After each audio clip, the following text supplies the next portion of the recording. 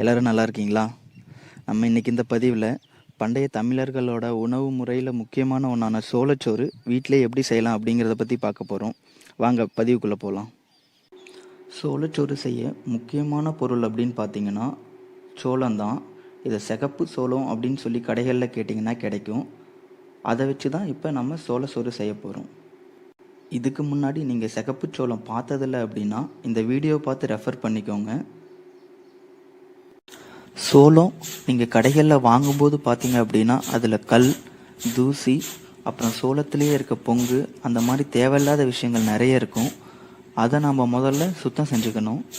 அதுக்காக சோளத்தை கொஞ்ச நேரம் முரத்தில் வச்சு புடைச்சிக்கலாம்.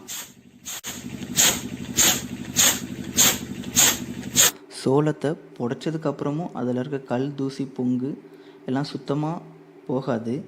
அதுக்காக இப்போ நம்ம என்ன பண்ண போகிறோம் அப்படின்னா சோளத்தை ஆட்டுக்கல்லில் போட்டு அதோட கொஞ்சம் தண்ணி ஊற்றி நல்லா ஒரு 10 நிமிஷத்துக்கு இடிச்சிக்கலாம். அப்படி இடிச்சிட்டோம் அப்படின்னா சோளத்து மேலே இருக்க பொங்கு அதெல்லாமே நம்ம சுத்தமாக எடுத்துடலாம். இடிக்கும்போது வேகமாக இடிக்கக்கூடாது, கொஞ்சம் பொறுமையாக 10 நிமிஷத்துக்கு இடிக்கணும்.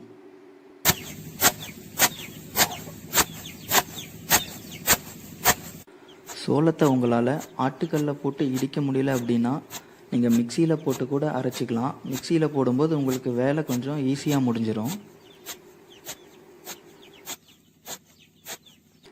சோளத்தை இப்போ நம்ம நல்லா இடிச்சிட்டோம்.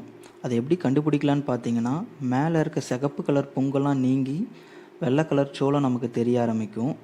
நம்ம இதை எடுத்து கொஞ்ச நேரம் புடைச்சிட்டு தண்ணியில் நல்லா கழுவி எடுத்து வச்சுக்கலாம்.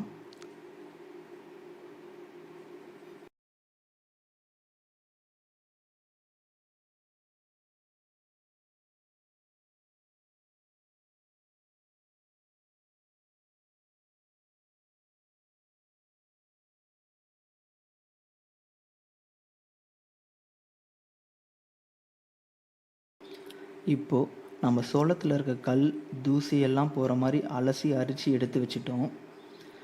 இந்த சோளத்தில் இருக்க தண்ணியெல்லாம் போகிற மாதிரி ஒரு 10 நிமிஷம் உலர வச்சுக்கலாம். இப்போ இந்த சோளத்தில் தான் நம்ம சோளச்சோறு செய்ய போகிறோம்.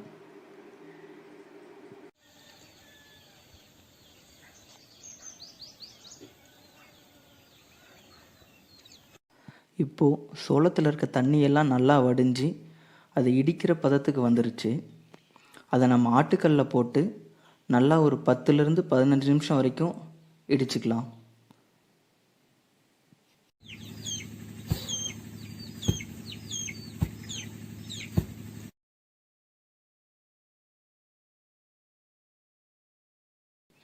நல்லா ஒரு 10லேருந்து 15 நிமிஷம் வரைக்கும் சோளத்தை இடித்தோம் அப்படின்னா நமக்கு நல்லா இடிபட்ட சோளம்லாம் இந்த மாதிரி மாவாகிடும். நல்லா இடிபடாத சோளம் குருணையாக அடியிலே தங்கிடும். இப்போ அதுக்காக நம்ம இப்போ என்ன பண்ண போகிறோம் அப்படின்னா இடித்த சோளத்தெல்லாம் எடுத்துட்டு அந்த சோளத்தை நல்லா ஒரு புடைச்சிட்டு மாவான சோளத்தை தனியாக எடுத்து வச்சுட்டு குருணையை போட்டு இப்போ திரும்ப நம்ம இடிக்கணும்.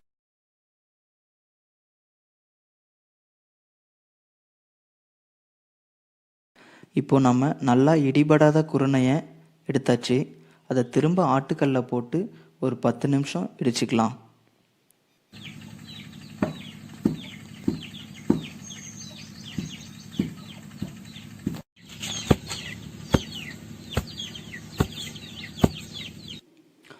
ஒரு 10 நிமிஷம் இடித்தோம் அப்படின்னா முன்னாடி போலவே நல்லா இடிபட்ட சோளம் மாவு போலவும் இடிப்படாது குருணையாகவும் இருக்கும்.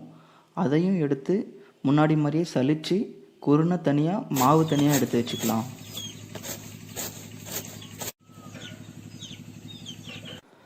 இப்போது நம்ம தேவையான அளவு சோளத்தை இடித்தாச்சு. இப்போ நமக்கு கிடச்சிருக்க சோள மாவு, அதுக்கடுத்து குருணை, இது ரெண்டையும் வச்சு எப்படி சோளச்சோறு செய்யலாம் அப்படிங்கிறத பார்க்கலாம் வாங்க.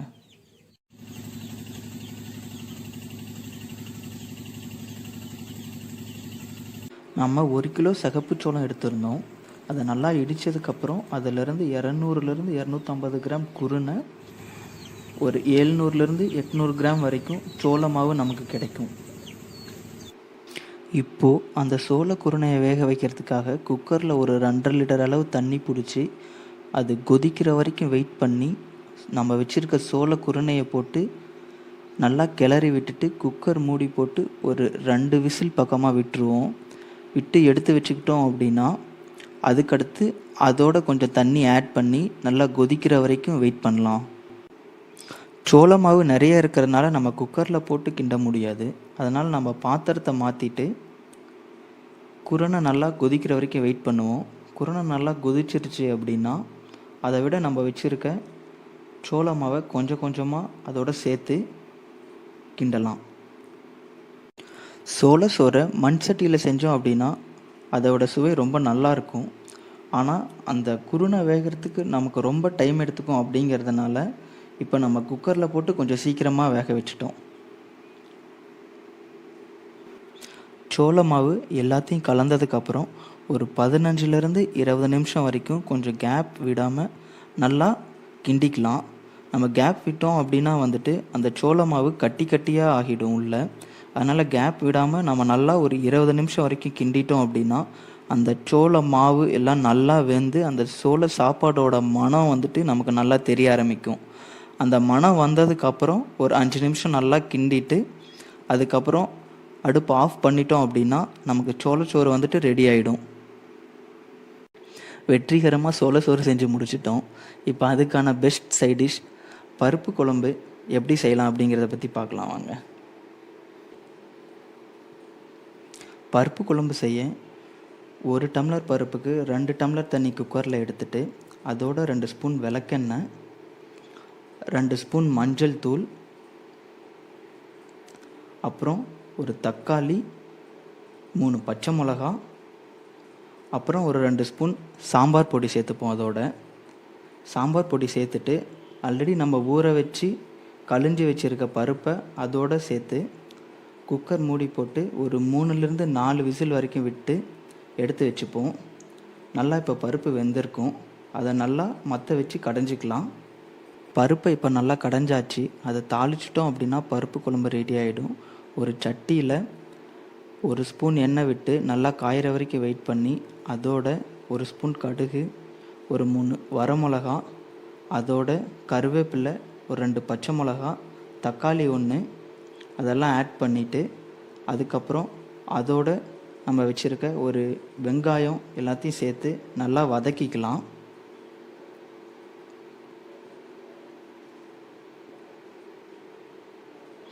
வெங்காயம் வதங்கின உடனே ஒரு 2 ஸ்பூன் அளவு உப்பு சேர்த்துட்டு அதோட 1 ஸ்பூன் சாம்பார் பொடி, 2 ஸ்பூன் மஞ்சள் பொடி, அதுக்கடுத்து வரமிளகாத்தூள் கொஞ்சம் சேர்த்துப்போம். ஒரு 2 ஸ்பூன் சேர்த்திங்கன்னா கரெக்டாக இருக்கும்.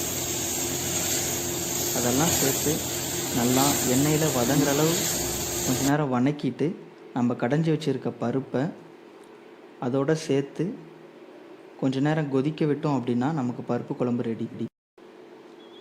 இப்போது நம்மளோட பெஸ்ட் காம்போவான சோளச்சோறு அதோட பருப்பு குழம்பு ரெடி ஆகிடுச்சு. இந்த வீடியோ உங்களுக்கு பிடிச்சிருந்தது அப்படின்னா லைக் பண்ணுங்கள், கமெண்ட் பண்ணுங்கள், ஷேர் பண்ணுங்கள். அப்புறம் மறக்காமல் கைப்பக்குவம் சேனலுக்கு சப்ஸ்கிரைப் பண்ணிவிடுங்க. நன்றி.